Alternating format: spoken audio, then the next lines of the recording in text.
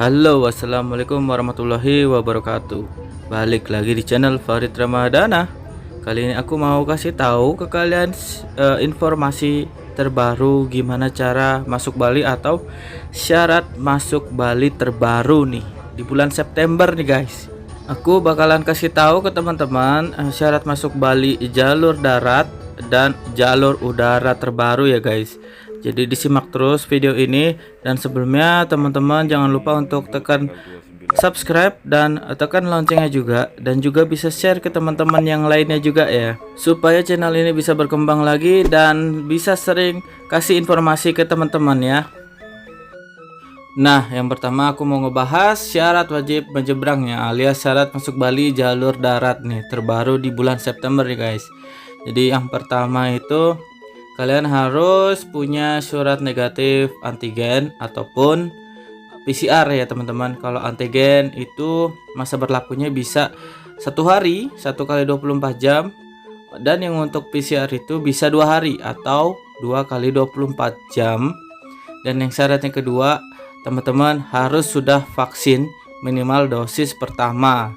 Nah, kedua dokumen tersebut itu sangat diwajibkan demi teman-teman bisa menyeberang ya, entah itu dari Ketapang ke Gilimanuk ataupun sebaliknya dari Gilimanuk ke Ketapang, itu diwajibkan tuh guys.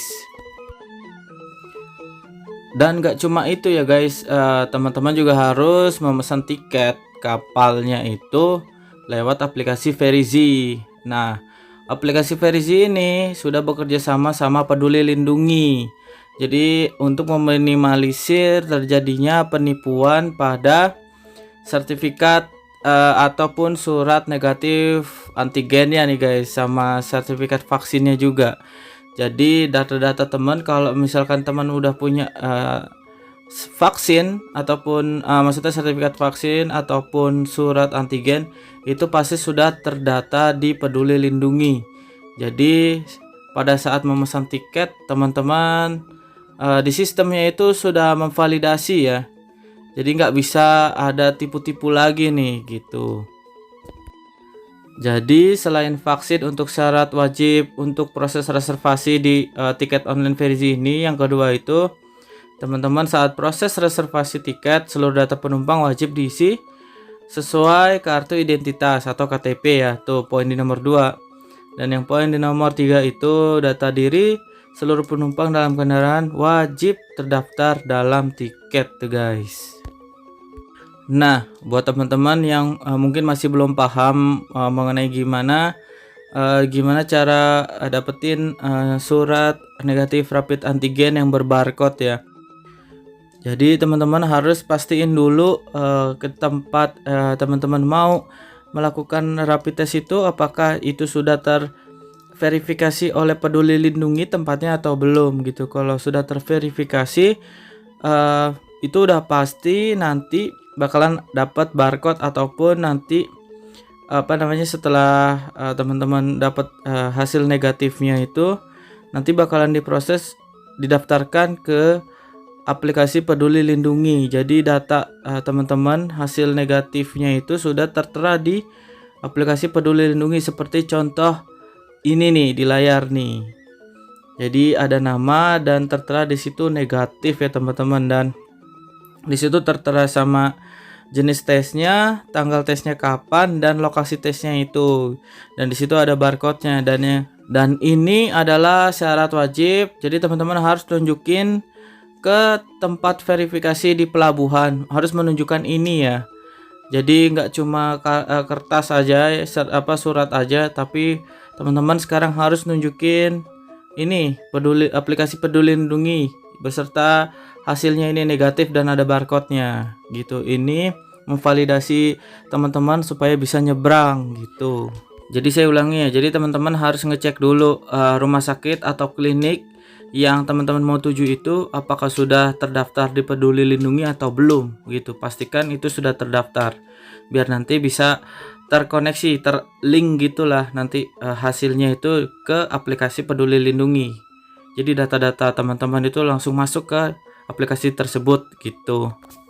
Oke, sejauh ini kalau misalnya teman-teman masih bingung, bisa ada pertanyaan bisa ditulis kolom komentar ya. Nanti mungkin teman-teman yang lain juga bisa ngebantu ngejawab, ataupun saya bisa balas sebisa saya, jawab sebisa saya ya, sesuai dengan informasi yang valid gitu. Dan mungkin teman-teman ada yang mau nambahin, silahkan tambahin aja di kolom komentar supaya teman-teman yang lain juga tahu informasi gimana keluar masuk Bali jalur darat nih. Oke, kita lanjut ke nomor 2 yang via udara ya. Syarat masuk Bali terbaru di bulan September lewat bandara nih atau jalur udara. Jadi syaratnya terbaru ini adalah dari yang khusus dari dan ke Pulau Jawa dan Bali gitu kan, dari dan ke nya bolak-baliknya itu.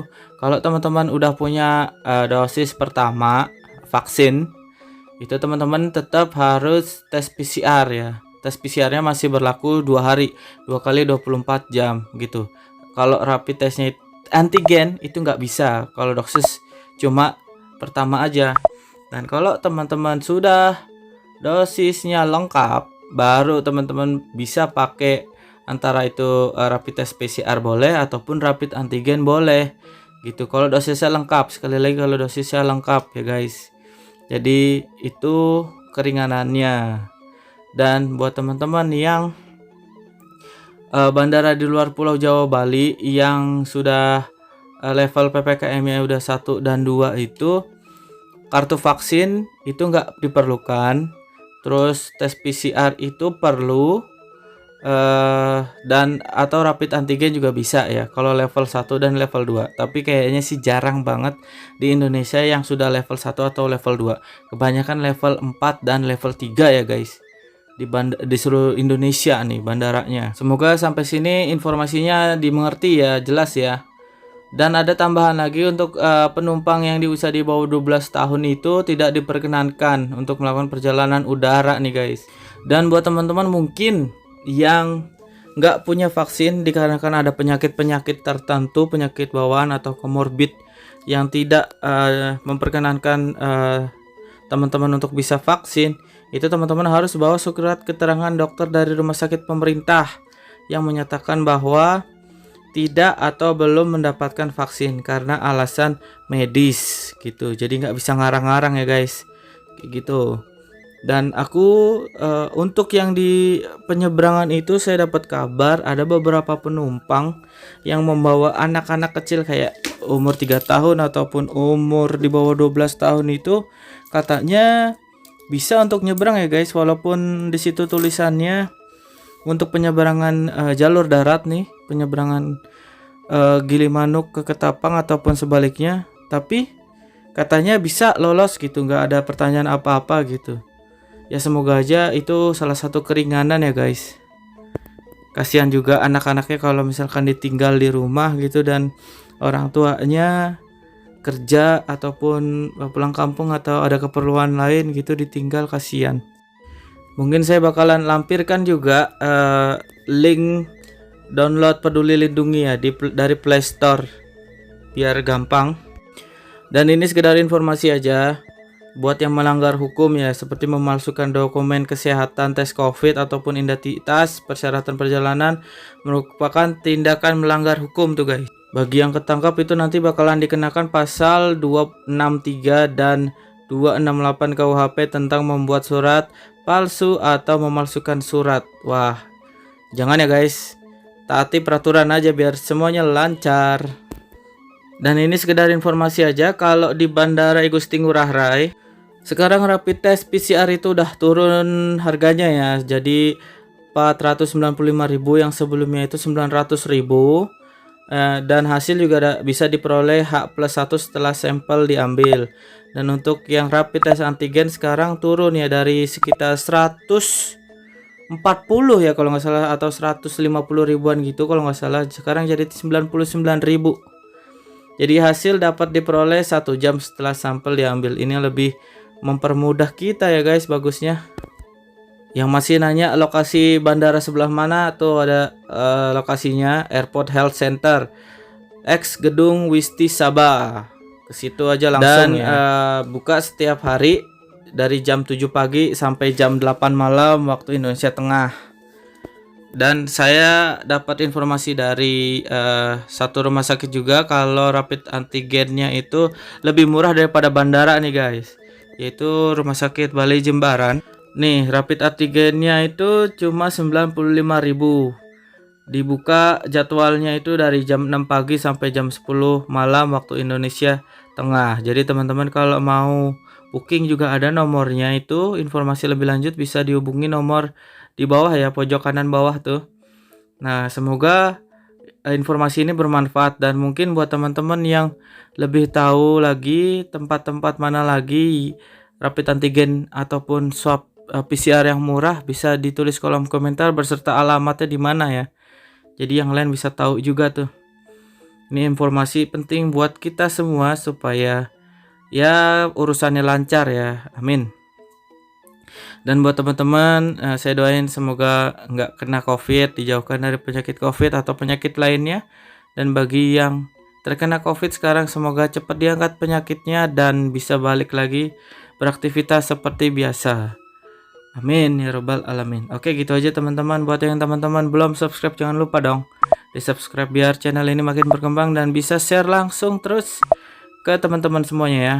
Oke sih, gitu aja sekiranya informasi yang bisa Farid Ramadana sampaikan kali ini. Semoga bermanfaat ya guys. Saya bakalan ngundur diri dulu. Semoga saya bisa tetap ngasih informasi-informasi terkini seputar Bali atau syarat masuk Bali terbaru ya di channel ini. Tunggu aja di video berikutnya dan see you in the next video guys. Bye bye.